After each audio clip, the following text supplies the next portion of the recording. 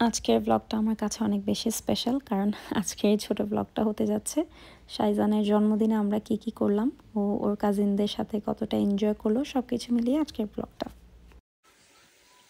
আমার রান্না অলরেডি শুরু হয়ে গিয়েছে আর অলরেডি 11টাও বাজে। তো আই হোপ দুপুরের আগেই শেষ করতে পারবো। এই যে আমার সুনা পাখি, আমি কালকে ডেকোরেশন করতে গিয়েছিলাম বাট পারিনি, কারণ সে সব টেনে টেনে খুলে ফেলছিল। তো এই জন্য সুমন বললো যে ঠিক আছে পরে করলেই হবে, তো এই জন্যই রুম ডেকোরেশন হয়নি। আর এই যে তার দুষ্টামি চলছে, কার্টুন দেখছে, আদারওয়াইজ আমি রান্না করতে পারতাম না, তো এই জন্য ওকে কার্টুন দিয়ে রেখেছি। আমার রান্না বান্না একদমই শেষ, তেহারিটা দমে দিয়েছি। আর এখানে হচ্ছে ইলিশ পোলাওটা। তো আমি সুমন একটু টেস্ট করেছিল, বললো টেস্ট অনেক ভালো হয়েছে, প্রথমবার আমার ইলিশ পোলাও রান্না করা, তো ওই অনুযায়ী বলা যায় টেস্ট ভালোই হয়েছে। আমি একটু টেস্ট করেছিলাম।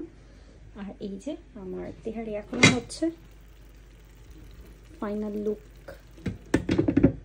যখন রেডি হবে তখন দেখা যাবে। ফাইনালি আমার রান্নাবান্না শেষ, চলে আসলাম আমরা ডেকোরেশন করতে। আর এই যে দেখতেই পাচ্ছেন, মানে তার জন্য তো কিছু করা মুশকিল। লাকিলি আমার ডেকোরেশনের যে থিমটা ছিল সেটা খুবই সিম্পল ছিল, খুব ইজিলি হচ্ছে ডেকোরেশন করা গিয়েছে। এই যে আমাদের ডেকোরেশন শেষ, খুবই সিম্পল আর কিউট একটা থিম নিয়েছিলাম, টেডি বেয়ার।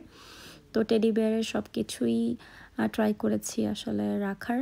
আর ওইভাবে তো আমরা ওইরকম কোনো সেলিব্রেশন করছি না, জাস্ট শাইজান হচ্ছে ওর কাজিনদের নিয়ে কেক কাটবে, এইটুকুই। যদিও আমি লাস্ট ইয়ার অনেক বড় করে করেছিলাম, বাট এই বছরটা আসলে আমি দেখা যায় আনুষঙ্গিক অনেক ম্যাটার নিয়ে একটু ডিস্টার্ব ছিলাম, টেনশন ছিল, তো দ্যাটস ওয়াই হচ্ছে ওইভাবে আগের মতো করে বড় করে করা হয়নি। বাট যেটুকুই করা হয়েছে আমার ছেলেটা এনজয় করেছে, ওর ভাই বোনদের সাথে খুব ভালো একটা টাইম স্পেন্ড করেছে, দ্যাটস ইট। এটাই আমার কাছে অনেক।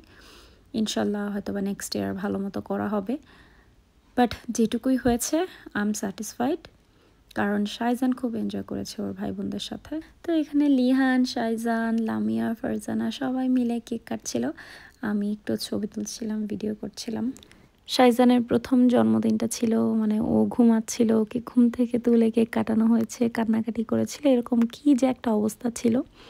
এই বছরটাও এরকমই হতে যাচ্ছিল আর কি, ওর ঘুম পাচ্ছিল। তো ফাইনালি যেহেতু কেউ আসবে না, আমরা নিজেরাই, তো সেজন্য শাইজানকে আগে ঘুমাতে দিয়েছি। তো প্রপার একটা ঘুম দিয়ে উঠে দেন হচ্ছে খেলাধুলা করছিল, তো দেন ডিসাইড করলাম ওকে এখন কেক কাটা যাক। তো দেখতেই পাচ্ছেন সে খুবই দুষ্টুমি করছে। আমি যতই চেষ্টা করি শাইজানের সাথে একটু ছবি তোলার জন্য, কখনোই সেটা হয়ে ওঠে না। সুমনের সাথে, মানে ওর বাবার সাথে খুব ভালো সে পোজ দিয়ে ছবি তোলে, বাট আমার সাথে না। যাই হোক, আমাদের কেক কাটাকাটি শেষ, আমরা খাওয়া দাওয়া শুরু করলাম। এখানে আমি করেছিলাম তেহারি, ইলিশ পোলাও, সালাদ আর হচ্ছে কাবাব, খুবই সিম্পল খাবার।